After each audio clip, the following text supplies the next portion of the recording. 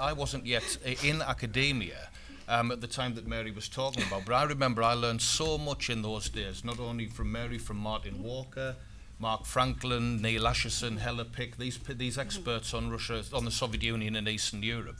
And without that, I don't think I probably wouldn't have ended up making the switch. I worked in business for a few years, making the switch into academia, a tremendous interest which was generated at that time. Anyway, so thanks to both speakers, and I'll take questions from the floor. David? Yeah, we got there.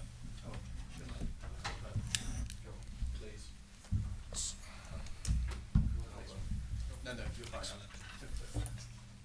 Thanks very much. I mean, I very much appreciate Alex's remarks about trust, which were extremely thoughtful and interesting, and thank you. The 3 points I wanted to make really were, however, in response to Mary. The first one is, of course, that, as you know, Mary, the Foreign Office budget is somewhat less than the size of Brentford Council. So the fact of life is that when Russia becomes less important, resources go elsewhere. And that applies to, that's just one of those facts of life. If you were a young person entering the Foreign Office now, and you were ambitious, you might learn Chinese, you might learn Hindi, you might learn Arabic because of what's going on in one of those parts of the world. I mean, Russia would no longer have the salience that it would have done. And I guess that has something to do with the press corps in Moscow as well. Absolutely. I'm not saying it's a good thing, but it's just one of those facts of life. The two things I wanted to say, though, really picking up your very good points about the European Union and NATO. I mean, the first one is about the European Union. The other problem and it's not any problem of enlargement, but a problem of the relationship between the European Union and its partners, is that even that relation is expected to be normative. You've got to start behaving like us. And that is objectionable to Russia, and it's arguably a real problem in the way that the European Union's external policies are developed. It's not just a thing which you say, "Ooh, let's have a partnership. We can, do things together." It is that you are expected to look more and more like us, whether you're a partner, let alone, of course, a member. On NATO, of course, you're absolutely right. It looked different then. We said in whatever it was, 92 and 93, we want a close relationship between Russia and NATO. A Russian delegation arrives at Averre. We establish a NATO-Russia Council. There was a great deal of joint exercising, joint shared equipment, equipment compatibility enterprises, and so on. But Russia was not a member of NATO, and the relationship remained, as you say, poisonous ever since. And you could make a case for, and when you're on the sort of, if only sort of hypothetical history mode, the Russians, of course, wanted throughout that period some kind of pan-European security structure. And the Western reaction to that was very much, that's what they want to replace NATO with, some kind of toothless enterprise which will submerge our alliance. But for that reason, we didn't talk very much about the CSC this morning, and I mean, I do actually think the CSC played an important part, particularly Basket 3, in ending the Cold War. But it's for that reason that the CSC, later the OSCE, was always constrained. It does some work nowadays, which I suppose we all think is important, but it could have become a pan-European security enterprise. And you could make a case for saying that if that had happened, the confrontation between the West and Russia over, first of all, Georgia, but above all, Ukraine, might not have taken place. Shall I do you respond? Do you want to reply as well after Mary? Mary? Yeah. Do you want this? No, this is fine. On Russia downgrading, I think that's true, but I think it was downgrading Russia was also the effect of that was compounded by the reorganisation of the research department in the Foreign Office, which made language skills and area expertise far less important than they had been before, and I think that was a mistake. And I think that it wasn't even it wasn't counterbalanced by trying to tap into expertise that existed elsewhere. So I think that there has been much more potential to use the knowledge that is actually out there in places like this, which isn't exploited as much as it could and should be in straitened times. On the EU, you've got to behave like us, and it's a normative process. I mean, yes, that's true inside the European Union, but I don't think that's required of Russia, which isn't a sort of aspiring member of the EU. I think that I mean, you and I probably differ on what is generally called the values agenda, in that there is this view that Western values are the values and that we represent them, and Russia should behave and observe the same universal values. Now, I belong to, I think, what is now called the realist camp of foreign policy, and I don't really subscribe to that. So you're saying the opposite, right? Okay. That's the problem with the European Union. It represents Western values, and I think it is more than, even with respect to partners, of course, potential members, but Russia is a partner. Yeah, I mean, I sort of don't see that being a particular problem, because I think that when people apply to join the European Union and when their applications are that they do that because they want to subscribe to. I'm not talking about members or candidates. Right. Can I just, so we can't, Okay, we can't, I'm sorry, we can't I'm have a- also we can't have a not two-way understanding. debate, because there are other people who want to ask the questions, Okay, so maybe we can can leave I- that till later on. Yeah, on the CSC and NATO. I mean, just a note is that just over the last couple of weeks, I've heard people saying that OSCE is actually doing very well in eastern Ukraine, and that it may actually sort of revive and live again. So, you know, there may be some sort of changes there. Alexei, do you want to make a few comments? Well, on NATO, on the Russia's membership in NATO or the European Union, it seems to me that from the start, those who supported these ideas were wrong, in a sense that whatever happened or not happened, but Russia was too complex and big for both organizations, very differently and truly a complex country, a country which, well, the longest border in the world is the border between Russia and China. So for NATO, or even theoretically, if not to take a concrete example of Russia, but to make a certain state its member, a state which has the longest border in the world with China, would be highly problematic. And both NATO and Moscow, the EU, there are organizations. NATO is the interstate, and the EU, well, two pillars, interstate and the pool of sovereignty. And this is a polycentric format.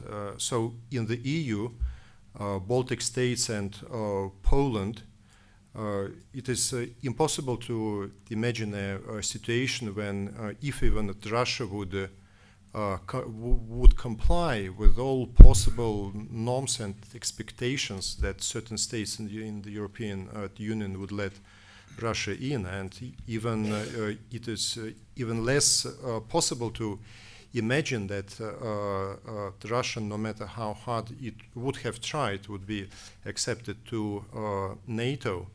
And it is quite a well-known fact that the NATO-Russia Council was set up with a certain agenda on the table.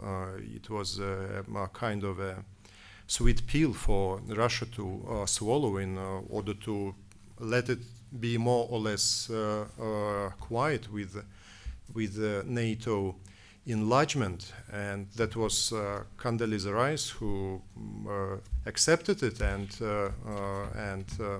stated it in a couple of her remarks. So it seems to me that from the very start for Realists, it was clear that if Europe after 91 wanted to become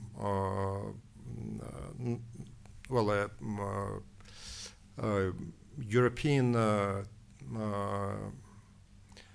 space without all these political and military political borders, then something else should have been designed, and this is exactly what has not happened. And I agree that the idea of the pan-European security, which was put forward by Medvedev, was not very well worked out and thought through.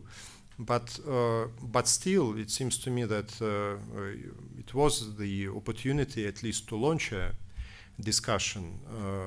But again, several states in NATO made it clear that under no circumstances there would be a mandate granted to the Commission to conduct such talks. And recently, a bunch of new documents were released in the United States, which ignited one more wave of discussions around topic of if leaders of some Western countries did give to Gorbachev the word that NATO would not going to expand, or they did not do that, but these documents, and there were several pieces in Foreign Affairs which from my point of view strongly demonstrated that at least Gorbachev was under the impression that such words had been said, and that's why on numerous occasions, both in Russia and abroad, in the last 20 years, he expressed his not upset but frustration publicly that those words which he heard in the end of the 80s, in the 1990, turned out to be hollow. Okay, we're doing marginally better than the British Railway network in that we're only about half an hour behind time. I've got 3 questions. I'll take them as a group. Could you make the questions reasonably quick, please, so that we can wind up in around about 5 or 6 minutes' time and then have plenty of time for the round table? A little bit longer if you want. Go to 45. Okay, so another 10 minutes or so, something like that. Okay. So I have Thomas. Thomas first, then the gentleman with the microphone, and then Ian Kearns. So, Thomas first, but it's easy to pick up the last point, and that was probably the only point that I disagreed with. The view that Putin was demonized. I maybe would like to ask who. I mean, I understand that Putin has been demonized recently in social media and by some politicians, but as he started 1999, 2000 as president, he was embraced.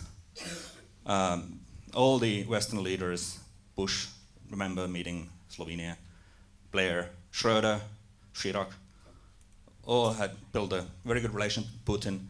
The public opinion polls in Europe and elsewhere, they gave very high marks to Putin. His image started to decline mid-2000 for various reasons. The human rights issues were part of that, but I won't go into detail. Just to challenge a little bit that Putin wasn't. Basically, 2000, everybody knew that he was in charge of the Chechen operation, but the politicians wanted to give a benefit of the doubt. 2000, that was a bit laughable in that sense. Trust is a big word and sounds nice, but generally we trust some people to do things or not do things specifically. We trust them not to knife or punch us or rob us, but we don't necessarily trust them to preserve our self-conception. When the term superpower was coined, there were three. We used to be one, we got over not being one. And getting over things is about adjusting to history. The countries vie for prosperity and security, and that leads to change. And the question really is, it seems to me, how far Russia, insistent that it's a great power, and a great power has certain expectations, deference from smaller countries on its borders, how far it is entitled to trust other people to respect great power insistences, zones of privilege and influence. All those things that we hear are part of Russian political discourse. So is there a right not to have a security community coming up to the borders of a great power? Is there a right that autonomous countries in new centuries can't make choices in their own economic and security interest because that may interfere with what a great power feels entitled to? Seems to be a question which goes on and on and on, and with an increasing insistence, yes, a great power does have that right, but is that what history is going to find?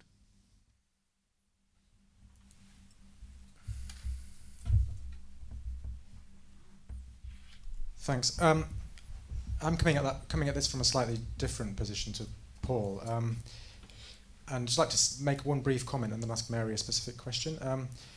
The comment relates to the role of Western diplomacy in all this, and it seems to me that, and it goes to some of what's been discussed here, there's a debilitating ambiguity in the West on the issue of where the norms of the established EU order, as it were, are the appropriate basis for foreign policy, and where the power and interests of other actors outside that zone, and this goes to the earlier point, are the appropriate basis, or somehow have to be factored in and acknowledged and taken on board. And you can see this in the entire EU as backdrop to the entire Ukraine crisis. I've spoken to all of the senior policymakers who were involved in the European Union approach to that crisis, and all of them were stunned to find that their offer of some sort of dialogue with Russia about partnership was rebuffed. But if you speak to people on the Russian side, it's because they basically felt they were being offered the same sort of approach as Armenia. And it's quite instructive, I think, to compare the approach of the EU to relations with Russia and the approach of the EU to relations with China. The message to Russia was, you're not powerful enough to get different treatment, and also, on the other side of the equation, you're a European country after all. With the Chinese, too powerful to treat that way, and you're not a European country, so we don't even try to, apart from a bit of bleating about human rights, we're not even going to try and have a conversation with you about you becoming like us as the basis of our relationship. And so it seems to me that debilitating ambiguity, actually, interestingly, it's applying right now in other areas. This incapacity to align values and interests, I think, has also debilitated our approach to Syria, where we're strategically completely incoherent, by saying on the one hand there can't be negotiations with Assad, but we won't do anything to remove him. So I just think, just a comment about that, an observation I think which relates to some of what Mary said, because some of it goes to the heart of it. How do we see Russia? And there's a sort of palpable sense of disappointment in the West sometimes that Russia ought to have been able to do this transition, ought to be like us, and has failed. And we don't view China in that way. My question is very much shorter and very specific. Mary, you made a distinction between the EU and NATO with regard to the impact of the East European countries and the Balts coming in. I wonder why you made a distinction between the EU and NATO on that point, because my observation would be that the internal political dynamics of NATO was transformed in exactly the same way by the importation of Baltic and Central East European attitudes, which inbuilt mistrust about Russia and has caused a huge internal dilemma for NATO, which I'll say something about in the round table. Okay, can we start with Mary and then go with Alexei, if that's okay, yeah? Right. I'll start at the end. The change in EU and NATO dynamics. I deliberately made the distinction because I think with NATO, it was very clear that that change would happen because they were the new borderlands and they were there specifically for security interest. I don't think that the European Union or the people looking at the European Union from outside would have expected the dynamic to change because they would probably have expected the Eastern Central Europeans, as it were, to be part of the collective and to drop their feelings of insecurity and sort of the hostility towards Russia. So I think it was maybe less predictable, or at least to me, that's why I drew the distinction. How far should do we trust Russia, or should we trust Russia or allow Russia to dictate its terms if it's no longer a great power, and the question of zones of spheres of influence? I actually think that the way that the idea that Russia can't have a zone of influence has been treated is really quite hypocritical, because I would think that practically every country, every nation state would consider that it has a zone of interest around it, and that would certainly apply to the United States. Yes, well, I mean, privileged influence too, and that would certainly apply to the United States, and I think it would probably apply to Britain. And I think I think the way that sphere of influence, privileged or not, has suddenly become something that's unacceptable it is really rather strange. I think it's a fact of life. We may like it or not like it. I also think that when you say, well, it's almost as though Russia thinks of itself as a great power, but it doesn't it doesn't deserve that we should think of it as a great power because it's actually too weak. Well, yeah, I mean, I agree with you. The idea that Britain is somehow a wonderful example of how we've dropped our colonial attitudes, imperial attitudes, it's taken more than a century to do that. Russia lost its empire 25 years ago. I think our expectations are really quite unrealistic. I would also say that I'm not sure that Russia's expectations are completely unrealistic, because if the West had been prepared to fight for Georgia or to fight for Ukraine, then we would be able to say, well, Russia's power Russia is too weak, and our expansion based on sort of realpolitik considerations is justified. But we haven't got the will, and I don't know whether we've got the military capacity to do that. But there was the very interesting standoff during the Georgia crisis when there was an American warship, I think, within yards of the Georgia coast, and it didn't dock. And that was, I think, the closest that the two blocks have come. And the Americans backed off, and the Russians actually backed off to an extent, though you may disagree how much in Georgia.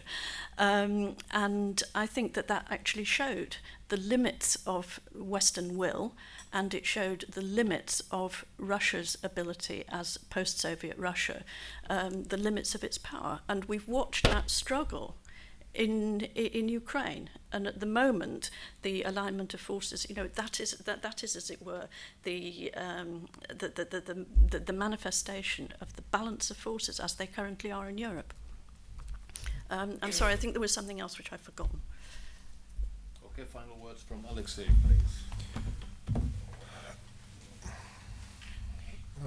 The first point on Putin, it was said that Putin was embraced, at least in the first years of being in power, till the middle of last decade.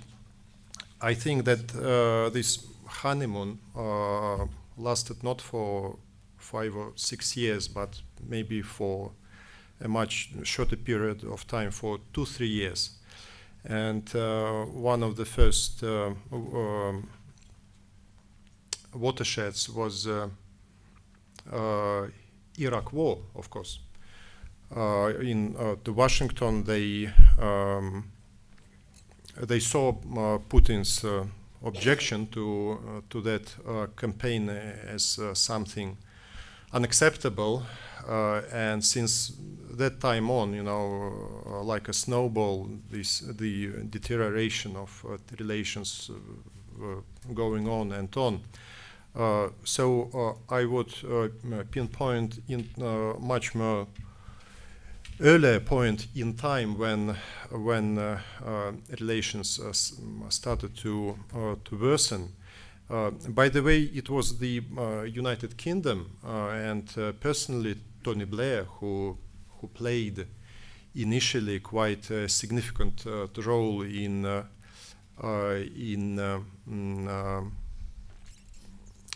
dealing with Putin as a newcomer to the world stage, and we can draw some parallels with what took place between Thatcher and Gorbachev.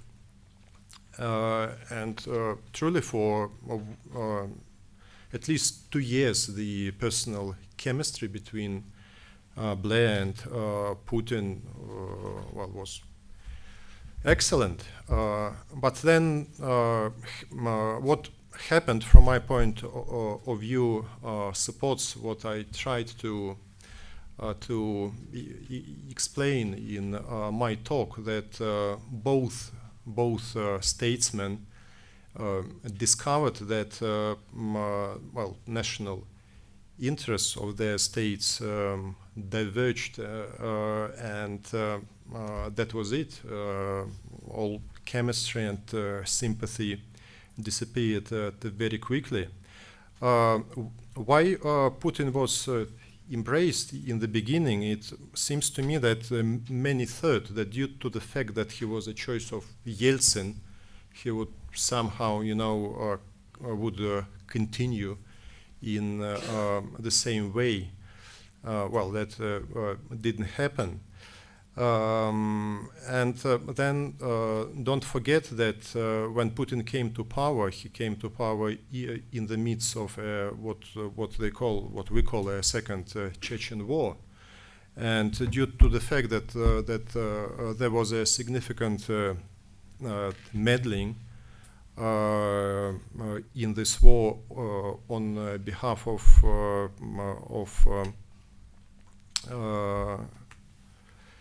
intelligence and secret services of quite a few countries, both Middle East and Persian and Western.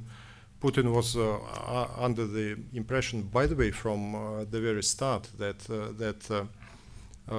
he should be quite suspicious of intentions of his Western partners and friends, because the second Chechen war was something what made him psychologically, and mentally the person whom we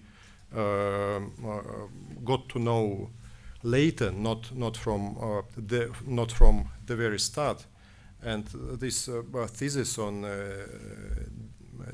demonization of Putin, I would support it entirely, because Putin, he has gone through a very long process, and there are 3 or 4 Putins. His personality and views and approaches towards different things, they have been changing from 99, from 2000. That's why if you try to analyze him, it depends what particular point in time you choose. Then on the right to join alliances, well, it's quite the old topic to discuss. Usually, somebody says in reply that along the right to join alliances, there is a right to expect your neighbors to take into account your interests, and when there is a political, military, or military-political alliance approaching your borders, then there is not a single major country in the world which would not question, if not its legitimacy, but at least potential consequences of such kind of things. For military people, it's a nightmare, if a country which borders you becomes a member of a certain military organization which your country is not a member of. And if there are countries with open anti-Russian attitudes, then this nightmare is getting even more tense. On the treatment of Russia and China, well, it is true that Russia is a member of the Council of Europe, so those who criticize it and are milder towards China, they say quite legitimately that, look, you are the member of the organization which should make you to do this and to do that. But at the same time, there are countries which do not comply with certain principles of the Council of Europe because they are not the member of the Council. But at the same time, these countries are strategic partners of the European Union and the Council of Europe. Take the United States; they do not comply with the principle of abolition of death penalty. Still, they are considered by all West European countries and Central European countries as strategic partner. So here we've got some double standards is now so politicized that I do not want to use this expression, but there are some stereotypes and cliché which are stick to a certain country, and it is very difficult to get rid of them.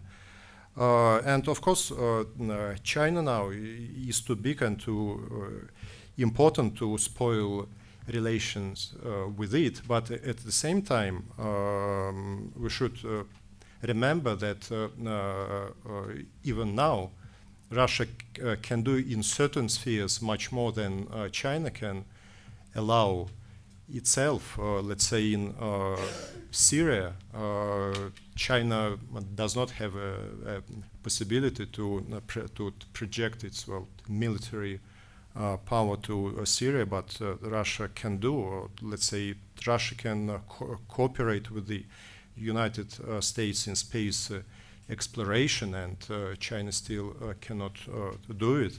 And if to return to the issue of trust, if people go to space, then this is probably the place where, unlike any place in the world, you should trust each other. So those Russians and Americans who are in space, for sure they trust each other because their life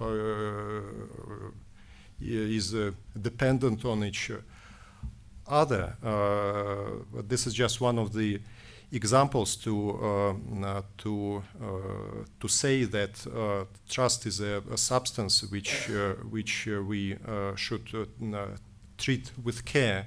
And when we say that there is no trust between Russia and the West or particular Western countries, this is not true.